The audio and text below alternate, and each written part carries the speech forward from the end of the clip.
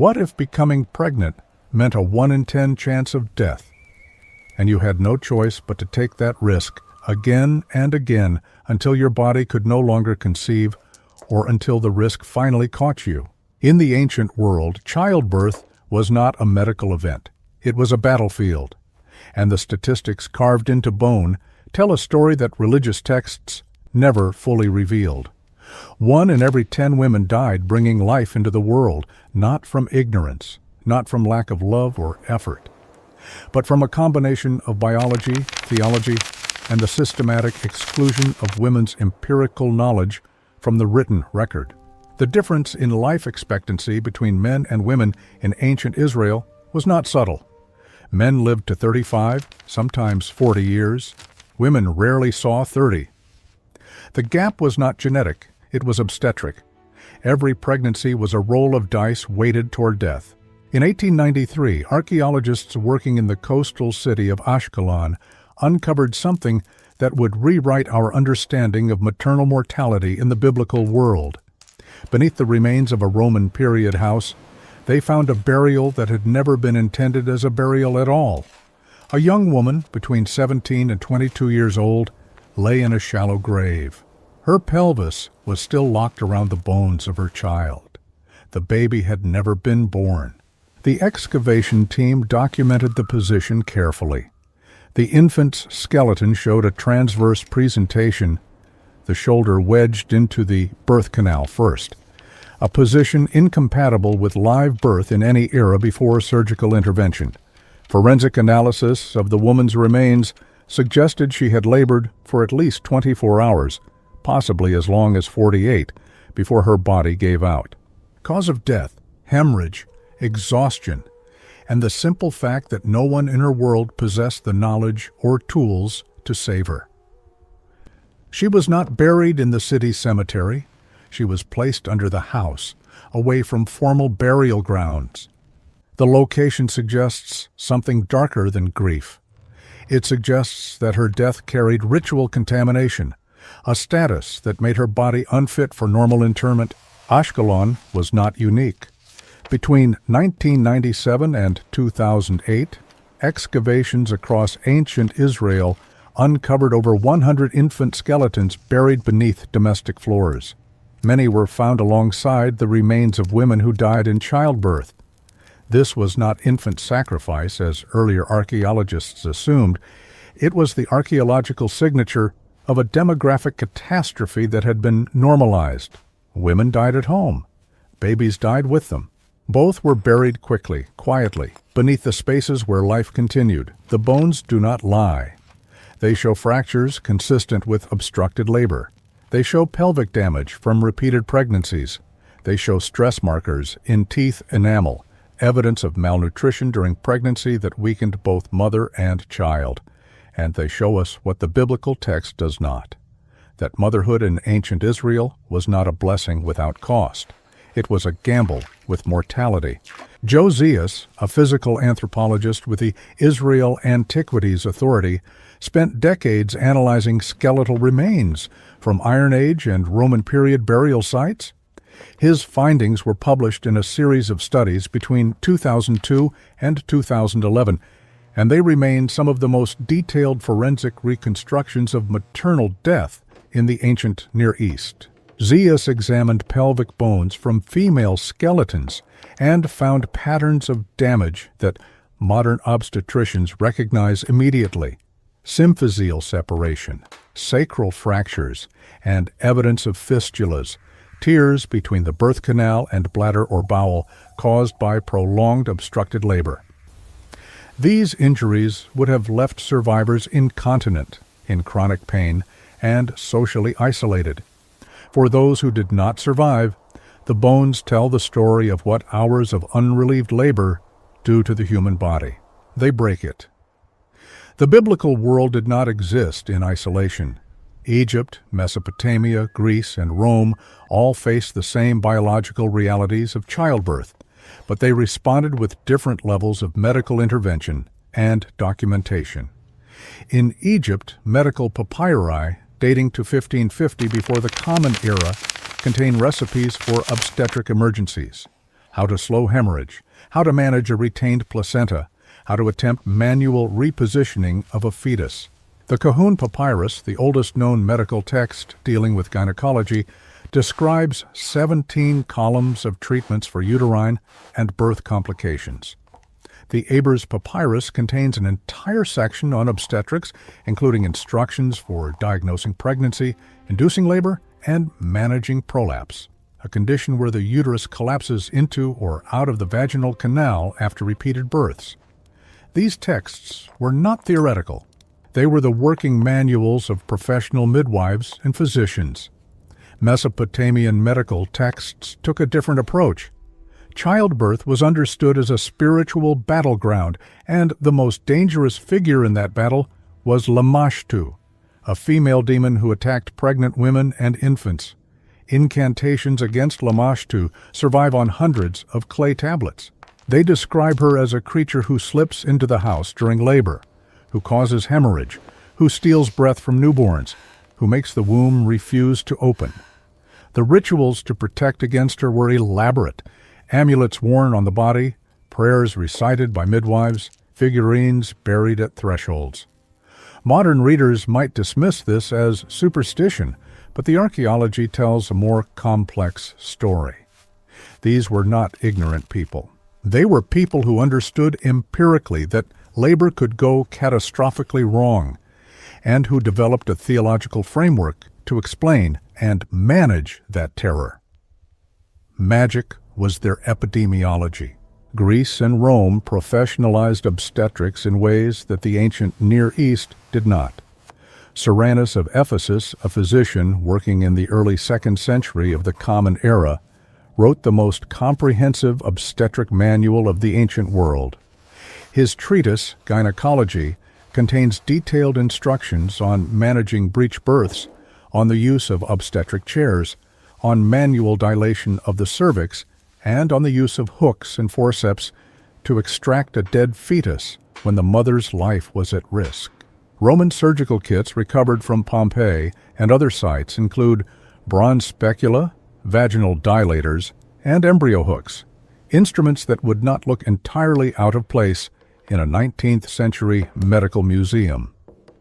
Maternal mortality in urban Rome among wealthy families was likely between 5 and 10%, still brutal by modern standards, but significantly better than the 15% estimated for rural populations without access to trained physicians. And then there was Israel. No medical papyri, no surgical instruments, no professional guild of midwives whose knowledge was codified in writing. What we have instead are 2 named midwives in the entire Hebrew Bible, Shipra and Puah, who appear in Exodus chapter 1, verses 15 through 21, not because of their medical skill, but because they defied Pharaoh's order to kill Hebrew boys at birth. We have the stones called Ovnayim, birthing stones mentioned in Exodus chapter 1, verse 16. Archaeological excavations have found what these likely were: low stone or brick seats with a groove cut into the top, designed to allow a woman to squat during labor while a midwife crouched in front of her to catch the child. Squatting is biomechanically superior to lying flat. It opens the pelvic outlet by up to 30% and uses gravity to assist descent. Ancient Israelite midwives understood this, but their knowledge was oral, passed from woman to woman, and none of it was recorded in texts that survived. What was recorded, however, was the theology of childbirth, and that theology was not neutral. Leviticus chapter 12 establishes the laws of purification after childbirth. A woman who gives birth to a male child is ritually unclean for 7 days, the same period of impurity as menstruation. After that, she must wait an additional 33 days before she can touch anything sacred or enter the sanctuary. If she gives birth to a female child, the periods double: 14 days of impurity, 66 days of separation. The text offers no explanation for the doubling, but the rabbis who later interpreted it understood the implication. A daughter would grow up to bear children herself. She would bring more blood, more death, more impurity into the world. The contamination was generational. But why was birth contaminating at all? Leviticus chapter 12 does not say that birth is sinful. It says that it renders a woman tamei, ritually impure, in the same category as contact with a corpse. The association is explicit elsewhere in biblical law. A person who touches a dead body becomes unclean for 7 days. A woman who gives birth becomes unclean for 7 days. The symbolic equivalence is clear. Birth and death occupy the same ritual space. The boundary between life and death is thin in labor, and the woman who crosses it, whether she brings back a living child or loses her own life in the attempt, carries the mark of that crossing. She has been too close to the void. She must be separated, purified, restored to the community through ritual before she can return to normal life. This was not cruelty. It was theology responding to biology. Women died in childbirth so often that the ritual system had to account for the possibility that every birth was also a potential death. The law treated every laboring woman as if she were already halfway into the grave.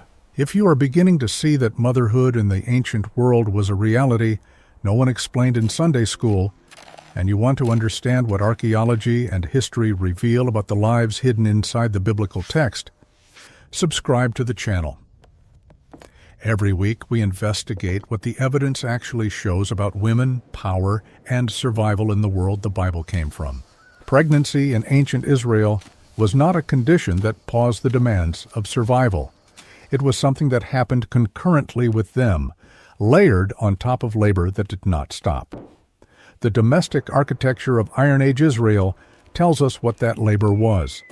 The typical Israelite house, known to archaeologists as the four-room house, consisted of a central courtyard open to the sky, flanked by 3 long rooms. Animals were kept in the ground-level rooms or in the courtyard itself.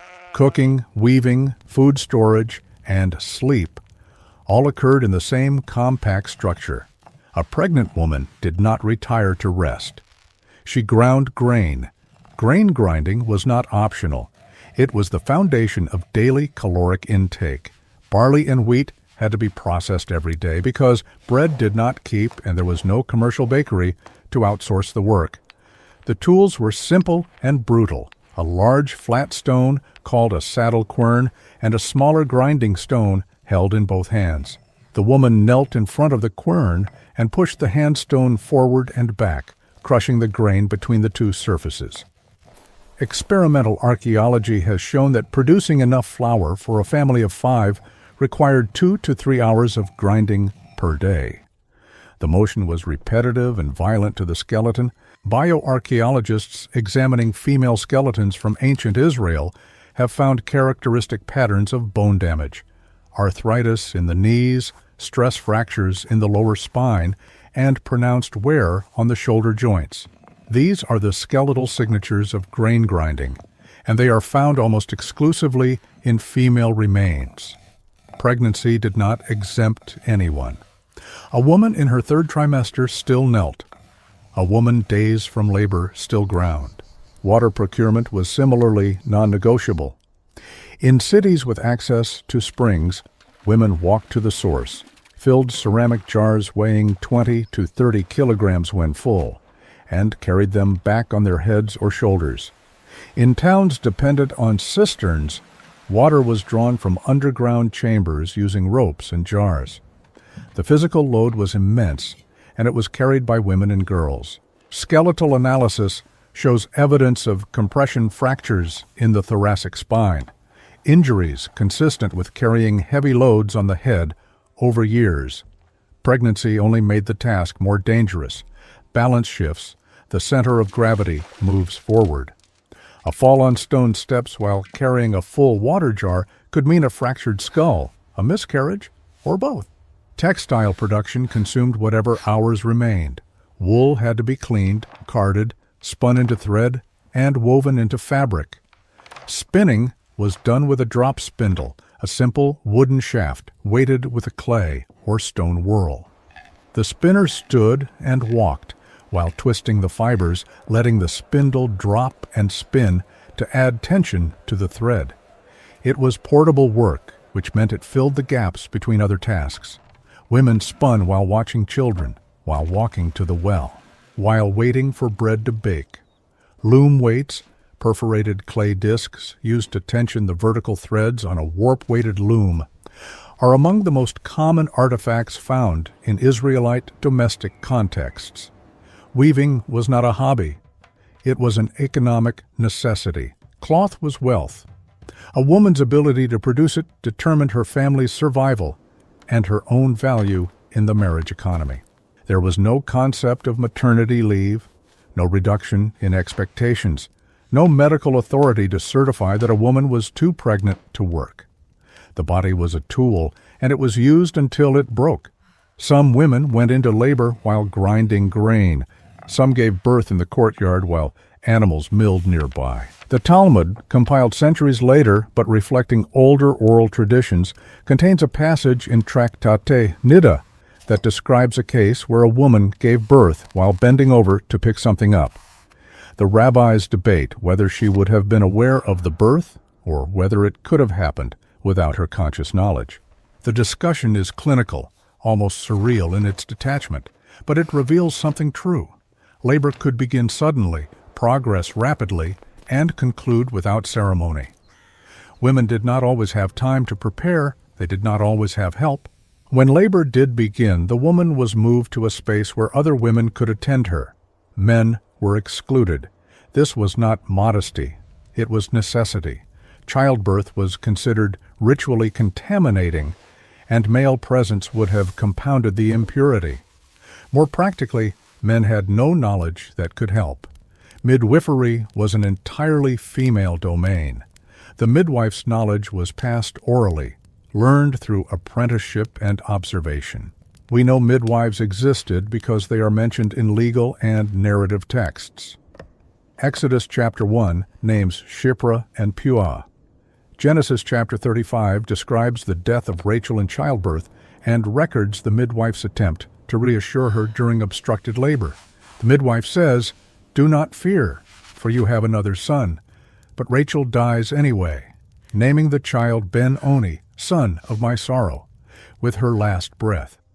The narrative is blunt. Reassurance did not save her. Midwifery could not reverse a fatal complication. The midwife's tools were minimal. She had her hands. She had experience. She had prayers, perhaps, or incantations that have not survived in the written record. She had the birthing stones, and she had plants. Botanical knowledge was part of the midwife's skill set, though we have almost no direct record of what plants were used or how. By extrapolation from Egyptian, Mesopotamian, and later Greco-Roman sources, we can infer some possibilities. Myrrh, a resin with mild analgesic properties, is mentioned multiple times in the Hebrew Bible in contexts of anointing and purification. It may have been used to dull pain. Mandrake, mentioned in Genesis chapter 30 in connection with fertility, was known throughout the ancient Near East as both an aphrodisiac and a narcotic. Whether it was effective or safe in the doses available is another question. Absinthe and rue appear in later Jewish texts as emmenagogues, substances believed to bring on menstruation or induce abortion. These were dangerous, bitter plants. They could cause convulsions, kidney failure, and death. But for a woman facing unwanted pregnancy or a pregnancy that was likely to kill her, dangerous was sometimes better than certain. What the midwife could not do was perform surgery. She could not open the abdomen to extract a trapped child. She could not stop a hemorrhage that originated inside the uterus. She could not repair a fistula or reposition a fetus lodged sideways in the birth canal. If labor stalled, she could try manual dilation of the cervix. If the baby was breech, she could attempt to turn it from the outside, a procedure called external cephalic version, still used today, but risky even with ultrasound guidance. If the baby died in utero and did not descend, she could try to extract it piece by piece, a nightmarish procedure that sometimes saved the mother's life and sometimes killed her from infection or trauma. The Talmud describes cases of dismemberment extraction in dispassionate legal language, debating the ritual status of the remains. It was a procedure of last resort, and it was done without anesthesia, without antibiotics, without any guarantee of survival. The most common killers were hemorrhage, infection, and obstructed labor. Hemorrhage could occur before, during, or after birth. Placental abruption, where the placenta detaches from the uterine wall prematurely, causes rapid blood loss that is almost impossible to stop without surgical intervention. Placenta previa, where the placenta covers the cervical opening, guarantees fatal bleeding during labor. Postpartum hemorrhage, caused by a uterus that fails to contract after delivery, can kill a woman in minutes. Ancient midwives tried to control bleeding by massaging the abdomen, by packing the vagina with cloth, by giving the woman herbal preparations believed to cause uterine contraction. Sometimes it worked, often it did not. Infection was slower, but just as deadly. Puerperal fever, caused by bacterial infection of the uterus after delivery, was the leading cause of maternal death in European hospitals as late as the 1840s. It killed women 3 to 5 days after an apparently normal birth. The symptoms were recognized: fever, abdominal pain, foul-smelling discharge. The cause was not. Doctors did not know that they were carrying infection from one patient to another on their unwashed hands. Midwives in the ancient world had no germ theory either, but they were less likely to cause cross-contamination because they worked in individual homes, not hospitals. Still, any birth that involved internal tearing, retained placental fragments, or manual intervention carried the risk of infection. Once it began, there was no treatment. The woman either survived through immune response or she died. Obstructed labor killed differently. It killed through exhaustion. A normal labor lasts between 8 and 18 hours for a first birth, shorter for subsequent births. But when the baby's position is wrong, or when the pelvis is too narrow, or when the baby is too large, labor can continue for days. The uterus contracts again and again, trying to force the baby through an opening that will not yield. The contractions do not stop. The woman cannot sleep. She cannot eat. Her body burns through energy reserves, then begins consuming muscle. Dehydration sets in. Electrolyte imbalances cause confusion, seizures, heart arrhythmias. Eventually the uterus ruptures or the woman's heart stops. Sometimes the baby dies first from oxygen deprivation. Sometimes both die together. The bones found in Ashkelon, mother and child still locked together, are the archaeological evidence of obstructed labor that no one could resolve. And yet, through all of this, women kept getting pregnant. The average Israelite woman who survived to adulthood bore 6 to 10 children. Infant mortality was between 30 and 50%, which meant that many of those pregnancies ended in stillbirth, neonatal death, or early childhood death. To produce 2 or 3 children who survived to adulthood, a woman had to conceive many more. And every conception was another chance to die. The arithmetic was simple and brutal. If maternal mortality was 10%, a woman who gave birth 6 times had a 47% chance of dying in one of those labors. A woman who gave birth 10 times had a 65% chance. Motherhood was not a single risk. It was cumulative. Women understood this. The evidence is in the objects they carried. Archaeologists working in sites across Israel and the Levant have found small amulets made of bronze, silver, or inscribed stone depicting protective symbols or invoking divine names. Some contain incantations against Lilith, a figure from Mesopotamian and later Jewish mythology, who is believed to strangle infants and kill women in childbirth. One amulet, found in a burial cave near Jerusalem and dating to the 7th century before the Common Era, contains an inscription in Paleo-Hebrew script, "Protected by the name of the Lord, let no evil come near." It was found on the body of a young woman buried with an infant. The amulet did not save her, but it tells us that she knew she needed saving. The bones remember what the texts do not say. They remember the hours of labor, the hemorrhage that would not stop, the infection that consumed from within, the baby who would not turn, the midwife who could not help, the husband who waited outside, the other children who lost their mother, the father who buried wife and infant together, and then, because survival required it, remarried within a year. The next wife knew what happened to the last one. She wore an amulet too. And when her time came, she labored in the same courtyard, on the same stones, with the same odds. 1 in 10 did not come back. The bones were not abstract. They were women with names we do not know who knelt to grind grain the morning they went into labor, who carried water until the contractions made them stop, who wove thread and nursed toddlers, and knew every time they felt the stirring of new life that they might not survive it. The statistical probability was taught by experience. Every woman knew someone who had died: sister, mother, cousin, neighbor. The funeral was attended, the body was buried, the family moved forward, and the next pregnancy began. Archaeology does not deal in individuals. It deals in populations, patterns, probabilities. But sometimes the ground returns a singular life. In 1952, excavations at the site of Qumran, near the Dead Sea, uncovered a cemetery containing over 1,000 graves. The community at Qumran is widely believed to have been Essene, a Jewish sect known for asceticism and, according to most ancient sources, celibacy. The burials reflected this. Almost all were male, laid in simple graves with no goods. But in the far corner of the cemetery, archaeologists found an anomaly: a female skeleton positioned identically to the male's, on the back, head to the south. But undeniably female.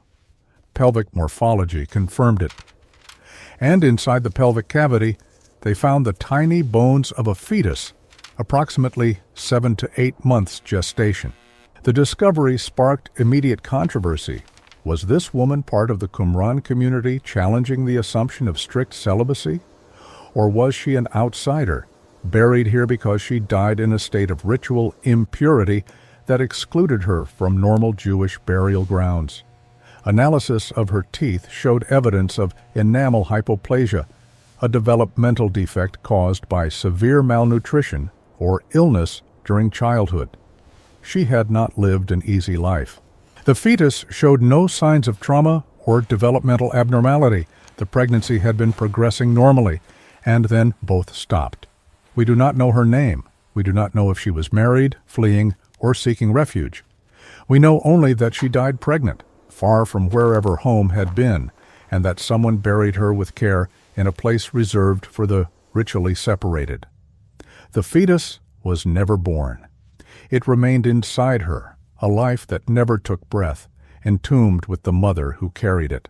1,300 years later, and 200 kilometers south, another woman's life entered the historical record, not through bones, but through bureaucracy. Her name was Babatha, and she lived in the village of Ma'oza, near the southern edge of the Dead Sea, during the early 2nd century of the Common Era. We know about Babatha because she kept an archive.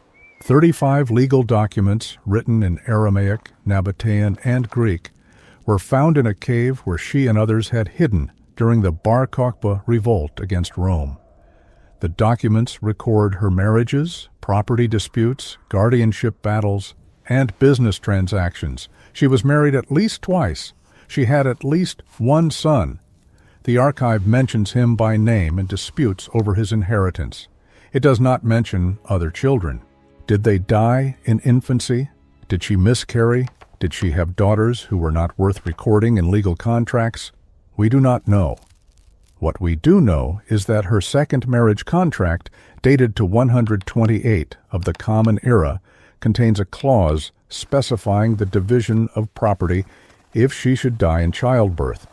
The phrasing is routine. It appears in other marriage contracts from the period. Death in childbirth was common enough to require standardized legal language. The contract does not express hope that she will survive. It does not invoke divine protection. It simply states the terms. If she dies bearing his child, her property goes to her son from her first marriage, not to her husband.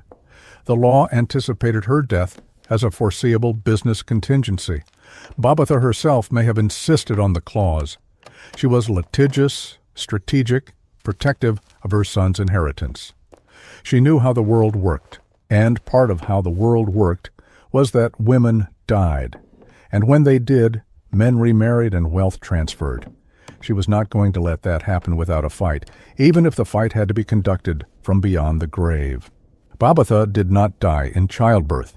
She died in the cave where she hid her archive, likely from starvation or Roman violence during the suppression of the revolt. Her bones were not found. The cave was looted in antiquity, but her documents survived. They are kept now in the Israel Museum in Jerusalem, fragments of papyrus that smell faintly of the desert and carry the weight of a life lived with precision and fury. She fought for property. She fought for her son. She fought in Roman courts and Jewish courts and did not win every time, but did not stop. And she carried in her marriage contract the knowledge that pregnancy could end her before any Roman soldier did. The texts that survive from the biblical period do not offer medical treatises. They offer stories, and the stories do not lie. In Genesis chapter 35, verses 16 through 19, Rachel goes into labor on the road between Bethel and Ephrath. The text says she had hard labor.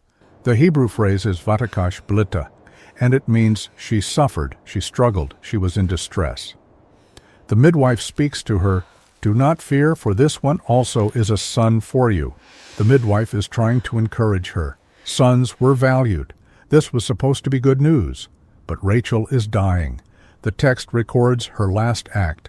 She names the child Ben-Oni, son of my sorrow. Then her soul departs. Those are the words the text uses. Her nephesh goes out.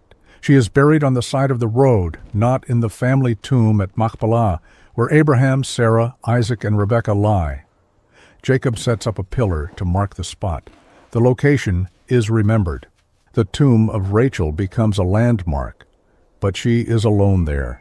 She died in motion, between places, and there was no time for proper burial rites. The narrative does not say what happened to the baby.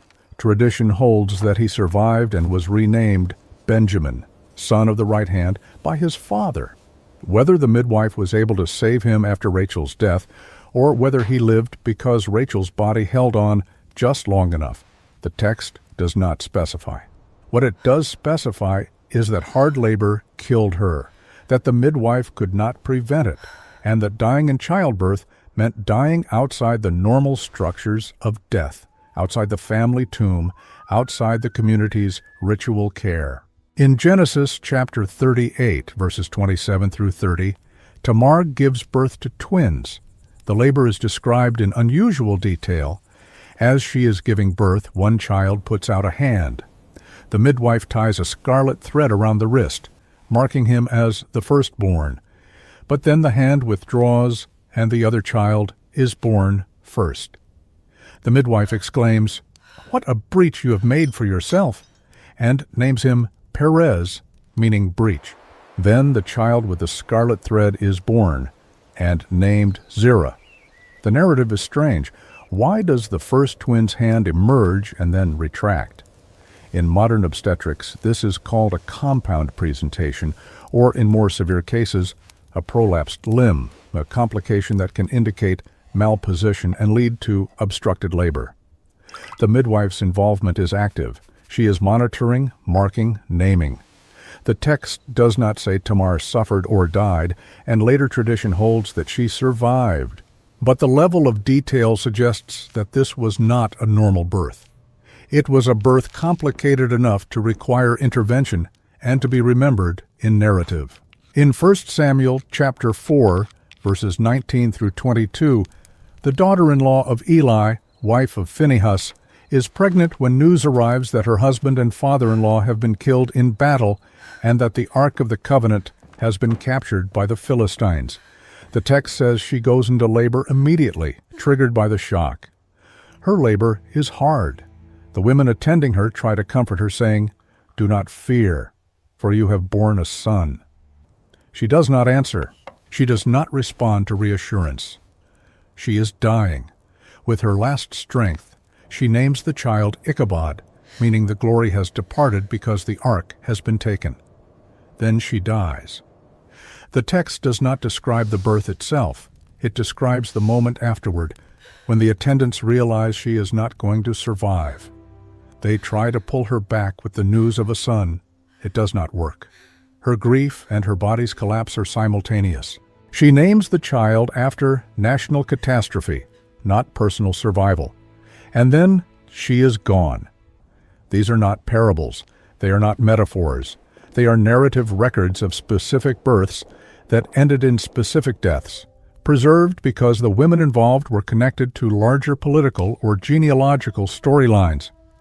Rachel's death mattered because she was Jacob's beloved wife and the mother of Joseph's full brother.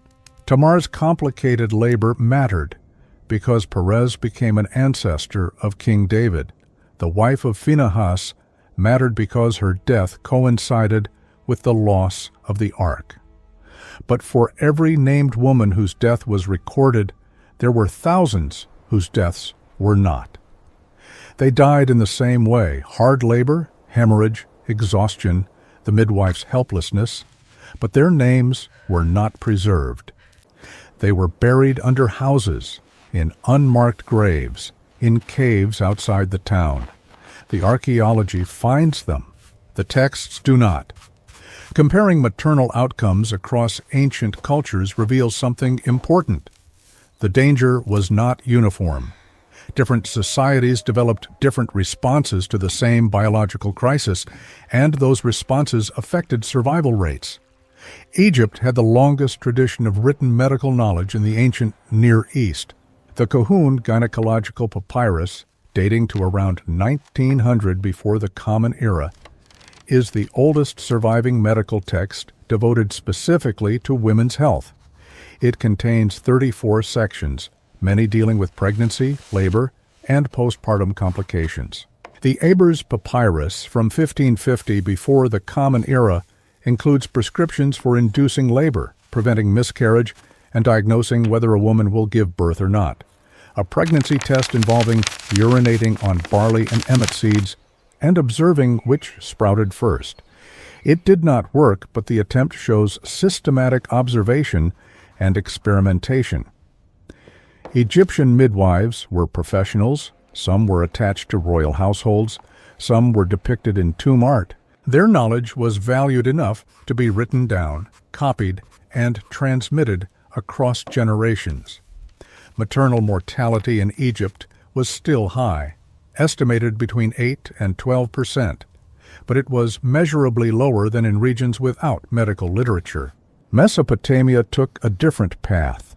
Medical texts existed, but obstetric care was deeply entwined with magic. The demon Lamashtu, daughter of the sky god Anu, was believed to be the primary cause of maternal and infant death. She was depicted as a lioness-headed woman who crept into houses at night, brought fever, caused hemorrhage, and strangled newborns. Defending against her required elaborate rituals, amulets inscribed with her image, and incantations commanding her to leave, figurines of protective deities placed at doorways, prayers recited during labor. Hundreds of these objects survive. They were not cheap. Commissioning an amulet required resources, which means wealthier families had access to more protection, or believed they did. Maternal mortality in Mesopotamia was likely similar to Israel's, 10 to 15%. But the psychological framework was different. In Mesopotamia, death in childbirth was an attack by a supernatural predator. In Israel, it was the will of God, the consequence of Eve's transgression. One framework allowed for resistance through magic. The other prescribed submission to divine punishment. Greece and Rome professionalized obstetrics later than Egypt, but more thoroughly. Soranus of Ephesus writing in the early 2nd century of the Common Era, produced a gynecological manual that remained the standard reference for over 1,000 years. He described optimal conditions for labor: a darkened room, a midwife's stool, assistance to support the woman's back and arms, warm oil for lubrication, and specific techniques for manual dilation, repositioning a fetus, and extracting a dead child. He opposed the use of sharp instruments, unless absolutely necessary, recognizing the risk of injury to the mother. He recommended that midwives have small hands, short nails, and calm temperaments. He knew that panic killed. Roman surgical kits included obstetric forceps, vaginal specula, and uterine sounds, instruments for dilation and exploration. Maternal mortality in urban Roman populations with access to trained professionals was likely between 5 and 10%, significantly better than the ancient Near East. But this was true only for elite urban women. Rural populations and slaves had no access to Serenus. They had traditional midwives, the same as everyone else, and they died at the same rates. Israel had none of this. No medical papyri, no professional guild, no written treatises. Midwifery remained oral, local, and female. Why? Part of the answer is cultural. Medicine in Israel was not a separate professional domain. Healing was attributed to God. Illness was understood as divine punishment or testing. Priests managed ritual purity, not bodily health. There was no incentive to develop a literate medical class because there was no conceptual space for medicine independent of theology. The other part of the answer is gendered. Midwifery was women's knowledge, and women's knowledge was not written. The scribal class was male. The priesthood was male.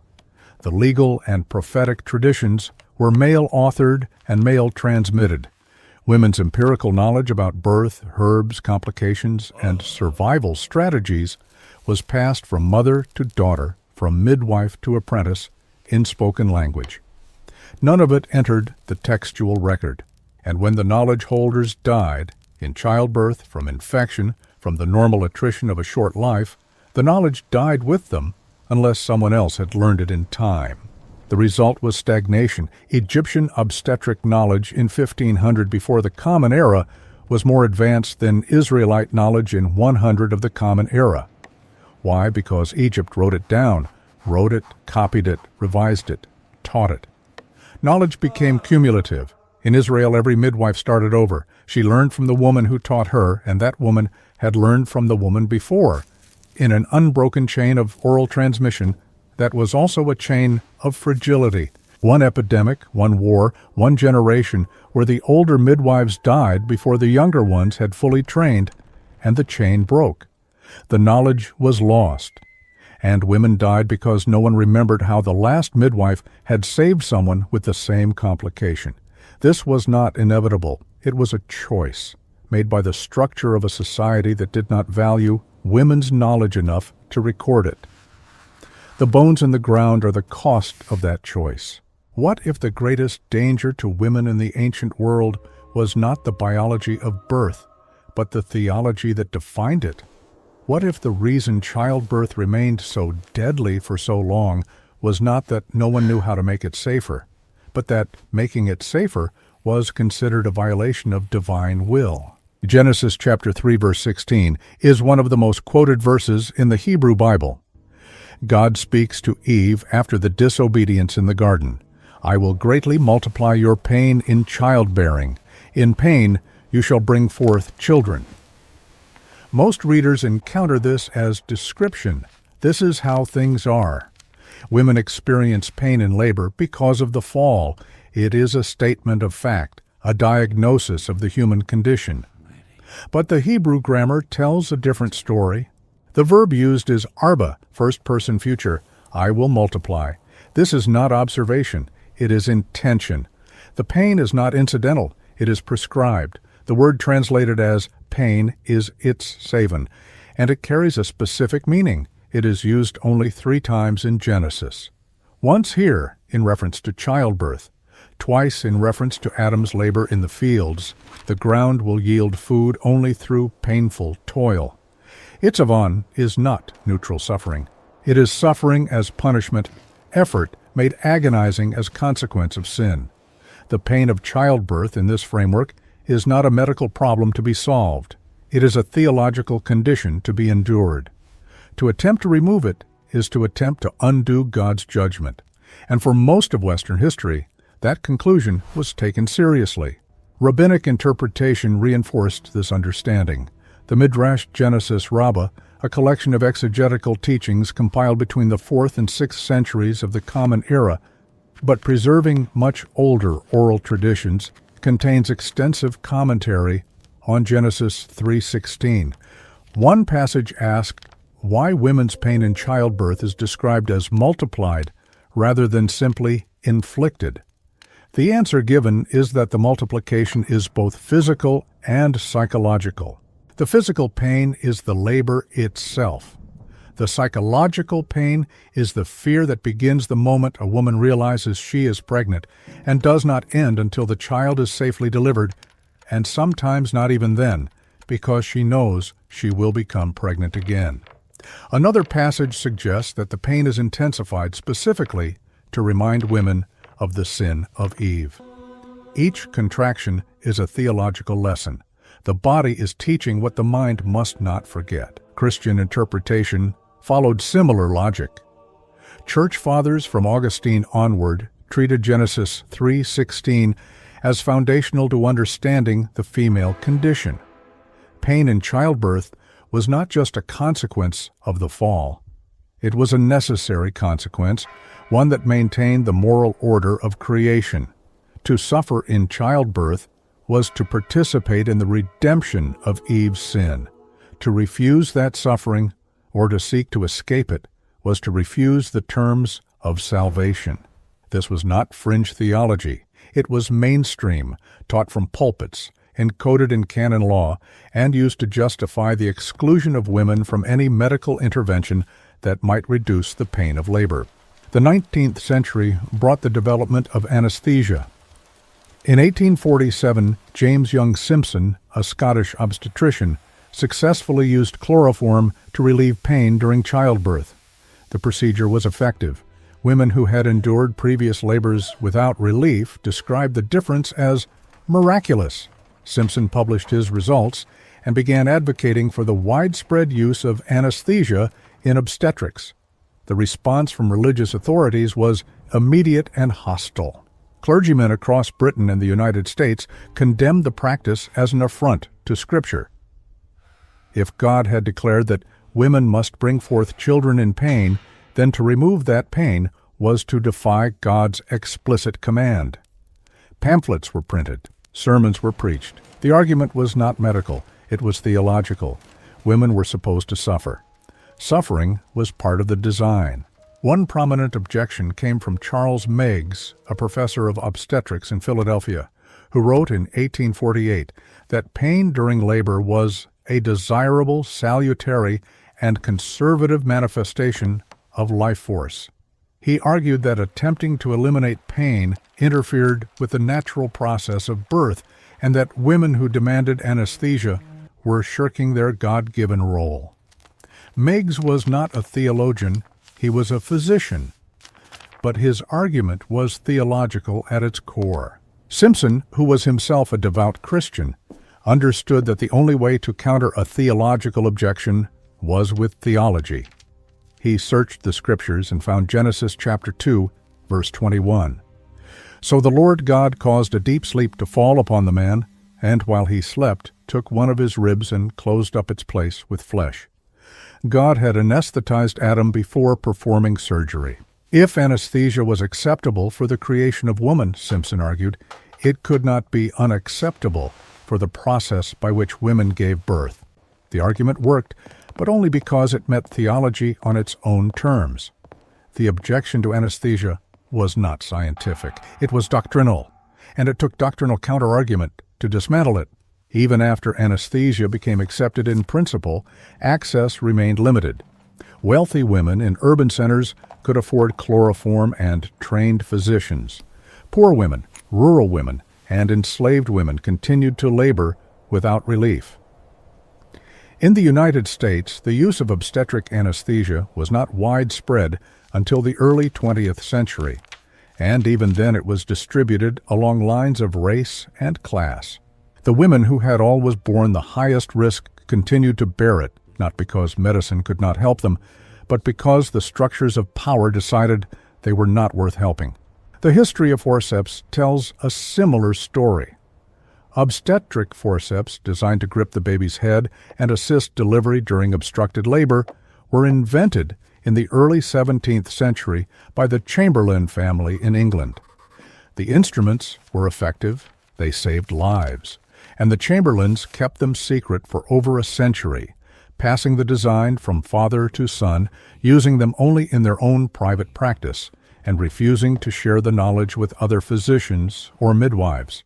Women died in obstructed labor attended by midwives who did not have access to the tool that could have saved them, because the knowledge was treated as property, not as public good. When the design was finally revealed in 1733, it spread quickly. Maternal and infant mortality dropped in regions where trained physicians used forceps appropriately. But the century of secrecy had cost thousands of lives. Knowledge was power, and power was hoarded. The persecution of midwives during the early modern period further eroded the transmission of women's knowledge. Between 1450 and 1750, tens of thousands of people, mostly women, were executed for witchcraft in Europe and colonial America. Midwives were disproportionately targeted. Why? Because they possessed knowledge that seemed inexplicable. They knew how to ease pain with herbs. They knew how to prevent conception or end unwanted pregnancies. They knew how to save a mother's life even when the baby died, or save a baby's life even when the mother died. In a world that understood illness and death as acts of God or the devil, the midwife's ability to intervene looked like supernatural power. If a woman survived a labor that should have killed her, the midwife might be thanked, or she might be accused of witchcraft. If a baby died despite the midwife's efforts, she might be blamed for murder. The risk of accusation created an environment where knowledge became dangerous to possess. The witch hunts were not accidental. They coincided with the professionalization of medicine as a male domain. In the 16th and 17th centuries, universities began training physicians in anatomy and surgery. These programs were closed to women. Medicine became a licensed profession, and licensing required university education. Midwives, who had practiced for millennia without formal credentials, were gradually excluded from legal practice. In some regions, they were required to swear oaths that they would not use any technique not approved by a male physician. In others, they were prohibited from attending births altogether, unless no physician was available. The result was the replacement of empirical knowledge gained through experience with theoretical knowledge gained through books written by men who had never attended a birth. Male physicians entering the field of obstetrics in the 18th century often caused more harm than the midwives they replaced. Puerperal fever, an infection of the uterus after childbirth, became epidemic in European hospital maternity wards. In some hospitals, the maternal mortality rate reached 40%. Ignaz Semmelweis, a Hungarian physician working in Vienna in the 1840s, observed that women who gave birth attended by midwives had a much lower infection rate than women attended by physicians. He hypothesized that physicians were carrying infection from the autopsy room to the maternity ward on their hands. He instituted a hand-washing protocol using chlorinated lime solution. The mortality rate in his ward dropped immediately from 18% to 2%. His colleagues rejected the findings. They were offended by the suggestion that gentlemen's hands could be unclean. Semmelweis was mocked, dismissed from his position, and eventually committed to an asylum, where he died of injuries sustained in a beating by guards. His hand-washing protocol was not widely adopted until decades after his death. Women continued to die of infections transmitted by physicians who refused to wash their hands, because admitting the need to do so would have required admitting guilt. This was not ancient history. This was the 19th century. This was happening while railroads were being built, while telegraphs transmitted messages across continents, while photography captured images and factories produced steel. Medical knowledge existed. Antiseptic technique existed. The problem was not capability. The problem was pride, and the problem was theology. The belief that women were supposed to suffer in childbirth made suffering seem acceptable. The belief that midwives were ignorant made their knowledge seem worthless. And the belief that male physicians were inherently superior made their failures seem forgivable. A study published in 2019 by Catherine Grossman at the University of Chicago analyzed historical maternal mortality rates among different Jewish communities in the medieval and early modern periods. Grossman found that Karaite communities, which rejected rabbinic interpretation of the Torah and returned to a more literal reading of the text, had maternal mortality rates approximately 30% lower than rabbinic Jewish communities in the same regions. Why?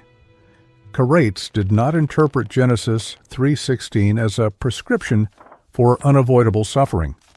They read it as a description of a consequence that could, like other consequences of the fall, be mitigated through human effort. They sought out medical knowledge. They welcomed innovations in obstetric care. They did not view the reduction of pain as theologically problematic, and their women died less often. The implication is devastating. Theology killed, not metaphorically, not indirectly, directly. The belief that birth pain was divinely mandated prevented the development and adoption of techniques that would have saved lives. The belief that women's suffering was spiritually necessary made that suffering invisible to those with the power to reduce it. And the women who died in Tarabueo in the thousands, in the hundreds of thousands across centuries, died not because medicine failed them, but because theology told medicine not to try. We find the evidence in the ground, an amulet inscribed with prayers for protection, buried with the woman who wore it. She believed it would save her. It did not. The failure was not in her faith. The failure was in a system that offered her magic because it refused to offer her medicine. The failure was in a tradition that wrote down every word of the law, every detail of the sacrificial system, every genealogy, and every property dispute, but did not write down how to stop a hemorrhage. The failure was in the choice, made over and over across generations, to value the preservation of theological correctness over the preservation of women's lives. The question is not whether ancient people knew that childbirth was dangerous. They knew. The question is why that knowledge did not lead to the systematic development of solutions. And the answer, at least in part, is that the danger was theologized. It was made sacred. It was written into the structure of reality as something that should not be changed. And so it was not changed. And women continued to die, and their deaths were called the will of God. Maternal mortality did not decline because biology changed. It declined because theology changed. It declined because people stopped believing that suffering was mandatory and started believing that it was solvable. But that change came late. It came slowly, and it came only after centuries of unnecessary death. The legacy of that theology is not merely historical. The refusal to take women's pain seriously, the tendency to dismiss their reported symptoms, the assumption that suffering in female bodies is normal and unremarkable, these patterns did not disappear when obstetric anesthesia became routine. They persisted, they evolved, they adapted to new contexts, and they continue to kill. In the United States, the maternal mortality rate is 32.9 deaths per 100,000 live births as of 2024. That number is higher than it was in 1990. The United States is the only developed nation in which maternal mortality has increased over the past 3 decades. The reasons are complex, but they are not mysterious. Lack of access to prenatal care, inadequate postpartum monitoring, the treatment of pregnancy-related complications as low priority in emergency rooms, and racial disparity so stark that it cannot be explained by any factor other than systemic devaluation of black women's lives. Black women in the United States die in childbirth at 3 times the rate of white women. This is not because of genetic difference. It is because their pain is taken less seriously. Their concerns are dismissed more readily. Their bodies are subjected to more interventions and given less care. The phenomenon has a name: obstetric violence. It refers to disrespectful, abusive, or neglectful treatment during childbirth. It includes performing procedures without informed consent. It includes ignoring a woman's stated preferences for her own labor. It includes the use of physical restraints. It includes verbal abuse, condescension, and the refusal to provide pain relief when requested. Studies from multiple countries have documented rates of obstetric violence ranging from 15 to 40% of all births. The women most likely to experience it are poor, non-white, young, or unmarried. The pattern is ancient. The voices dismissed are the same voices that were always dismissed. What has changed is that those voices are now being recorded. Women are documenting their experiences. Advocacy organizations are collecting testimonies. Medical boards are being forced to investigate. The knowledge is no longer oral and ephemeral. It is written, filmed, archived. It is becoming undeniable. But the resistance to change remains. Hospitals defend protocols that prioritize institutional efficiency over patient autonomy. Physicians defend interventions that increase their control over the timing and progression of labor. Insurance systems reimburse surgical deliveries at higher rates than vaginal births, creating financial incentives for unnecessary cesareans. The structures have changed. The incentives have not. And yet, there has been movement. Midwifery, suppressed and criminalized for centuries, has returned as a respected profession in many parts of the world. In countries where midwives are integrated into the healthcare system and where women have the option to choose midwife-attended births, maternal and infant outcomes are better. The Netherlands, the United Kingdom, and New Zealand all have lower maternal mortality rates than the United States, and all 3 have robust midwifery systems. The evidence is clear. Midwives, when properly trained and supported, are as safe as physicians for low-risk births and often provide better psychosocial care. The knowledge that was dismissed as ignorant folk practice for 300 years turns out to have been, in many respects, superior to the medicalized approach that replaced it. Women are also reclaiming narrative control. Birth stories are being told in first person, not as medical case studies, but as lived experiences. The language is shifting. A woman is not a patient to be managed. She is a person making decisions about her own body. Labor is not a pathology to be corrected. It is a physiological process that sometimes requires support and sometimes does not. The shift is incomplete and uneven, but it is happening. The archaeology continues. New excavations uncover new graves. New technologies allow for more detailed analysis of old bones. In 2018, a team of geneticists analyzed DNA from skeletal remains of women buried in Iron Age Israel. They found that women who had survived 5 or more pregnancies showed genetic markers associated with enhanced immune response and resistance to infection. The findings suggest that maternal mortality was not random. It was, in part, a process of brutal natural selection. Women whose bodies could survive repeated infection, hemorrhage, and trauma lived long enough to have many children. Women whose bodies could not died young. The population that survived was the population whose genetics had been tested by the crucible of childbirth and had not broken. But the cost of that selection was measured in graves.